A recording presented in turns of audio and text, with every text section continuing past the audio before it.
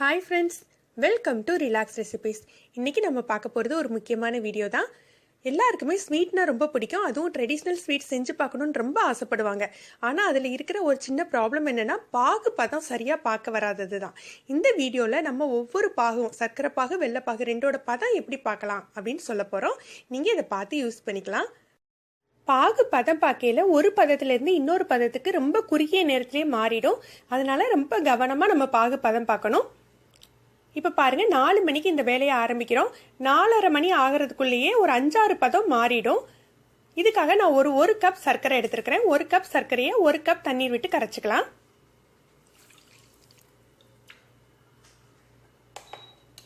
இந்த வீடியோட முடிவில் சில ஃபேமஸான ஸ்வீட்ஸும் அதுக்கு தேவையான பதத்தையும் கொடுத்துருக்கேன். நீங்கள் பார்த்து யூஸ் பண்ணிக்கோங்க.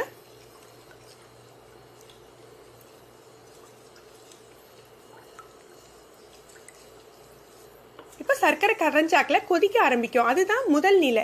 சர்க்கரை கரைஞ்சி கொதிக்க ஆரம்பிக்குது இல்லையா, இந்த பருவம் நம்ம எதுக்காக யூஸ் பண்ணுவோம் அப்படின்னா, இந்த பாருங்க இப்போ கொதி வந்துருச்சு இல்லையா, இது எதுக்காக யூஸ் பண்ணுவோம் அப்படின்னா, கேசரி, சேமியா கேசரி, இந்த மாதிரி சாஃப்டான ஸ்வீட் பண்ணுவோம் இல்லையா, அதுக்காக இந்த முதல் நிலையை நம்ம யூஸ் பண்ணுறோம். இதுக்கு அடுத்த ஸ்டேஜ் பிசுபிசுப்பு பதம் அப்படிம்பாங்க. இன்னும் ஒரு 2 நிமிடம் பாகு கொதிச்சாக்கில், அதாவது சர்க்கரை தண்ணி கரைஞ்சி கொதிச்சாக்கில் 2 நிமிடத்தில் இந்த பிசுபிசுப்பு பதம் தயாராகிடும்.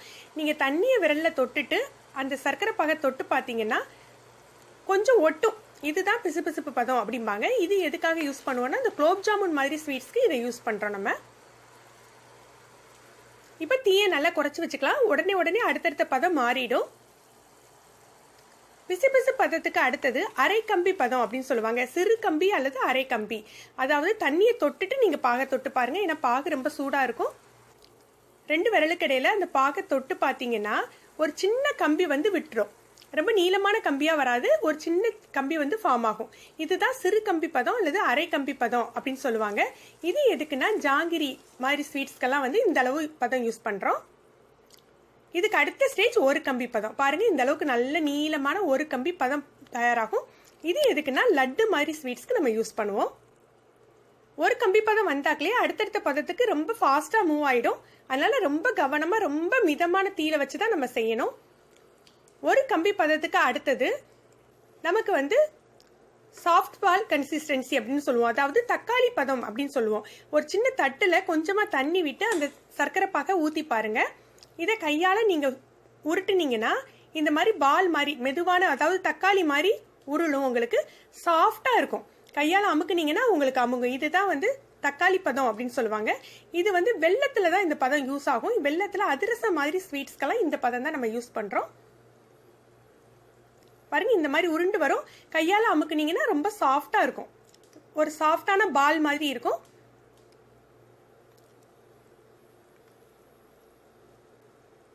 இப்போ அடுத்த பதம் பார்க்கலாம். சாஃப்ட் பாலுக்கு அடுத்த பதம், தக்காளி பதத்துக்கு அடுத்த பதம் இரு கம்பி பதம் அப்படின்னு சொல்லுவோம். அதாவது இரு விரலுக்கு இடையில வச்சு பார்க்கல 2 கம்பி மாதிரி ஃபார்ம் ஆகும். இப்ப பாருங்க, தொட்டு பாருங்க, 2 கம்பி ஃபார்ம் ஆகுதா.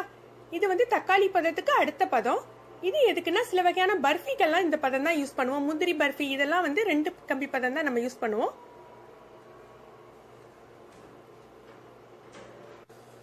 இதுக்கு அடுத்தது ஹாட் பால் அப்படின்னு சொல்லுவாங்க. அதாவது வந்து ரொம்ப கடினத்தன்மை உள்ள ஒரு பால் மாதிரி ஆகும்.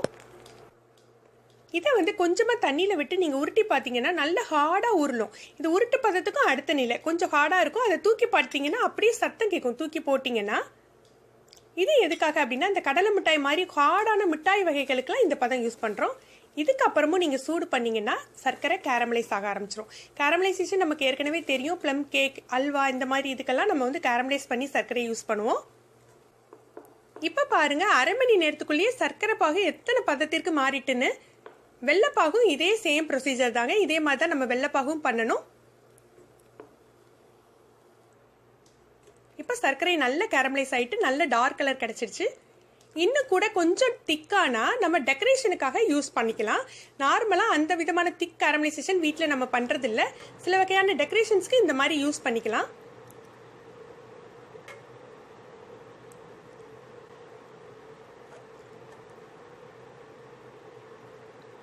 இப்போ சில ஃபேமஸான ஸ்வீட்டும் அதுக்கு தேவையான பதமும் நம்ம பார்க்கலாம்.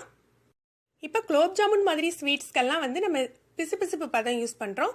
ஜாங்கிரி, ஜிலேபி இதுக்கெல்லாம் வந்து சிறு கம்பி பதம் நம்ம யூஸ் பண்ணணுங்க. அதே மாதிரி பூந்தி லட்டு, ரவா லட்டுக்கெல்லாம் ஒரு ஸ்டிங் கம்பி பதம் யூஸ் பண்ணுவோம். அதாவது ஒரு கம்பி பதம் யூஸ் பண்ணுறோம். அதிரசத்துக்கு நம்ம சர்க்கரை பாகு இல்லை வெள்ளைப்பாகு யூஸ் பண்ணுவோம். அது எதுன்னா தக்காளி பதம் யூஸ் பண்ணுவோம் அதிரசத்துக்கு. அதே போல் பர்ஃபி வகைகளுக்கு, அதாவது முந்திரி பர்ஃபி இந்த மாதிரி பர்ஃபி வகைகளுக்கு இரு கம்பி பதம் யூஸ் பண்ணுறோம். உருட்டு பதம் எதுக்காக யூஸ் பண்ணுறோம் அப்படின்னா கடலை மிட்டாய், எள்ளுருண்டை இந்த மாதிரி ஹார்டான ஸ்வீட்ஸ் பண்ணுவோம் இல்லையா, அதுக்காக யூஸ் பண்ணுறோம். அதுக்கப்புறம் கேரமலைஸ் பண்ணுற சுகர், ப்ளம் கேக், ஹல்வா இந்த மாதிரி ஸ்வீட்ஸ்க்கு யூஸ் பண்ணுறோம். நீங்கள் இந்த வீடியோவை பார்த்து உங்களுக்கு தேவையான அளவு பாகு பதம் பண்ணி ஸ்வீட்ஸ் பண்ணிக்கலாம். உங்களுக்கு இந்த வீடியோ பிடிச்சிருந்தா லைக் பண்ணுங்கள், ஷேர் பண்ணுங்கள். இது வரைக்கும் நம்ம சேனலை சப்ஸ்கிரைப் பண்ணாதவங்க சப்ஸ்கிரைப் பண்ணிக்கோங்க. மேலும் ஒரு புதிய வீடியோவில் உங்களை சந்திக்கிறேன். நன்றி.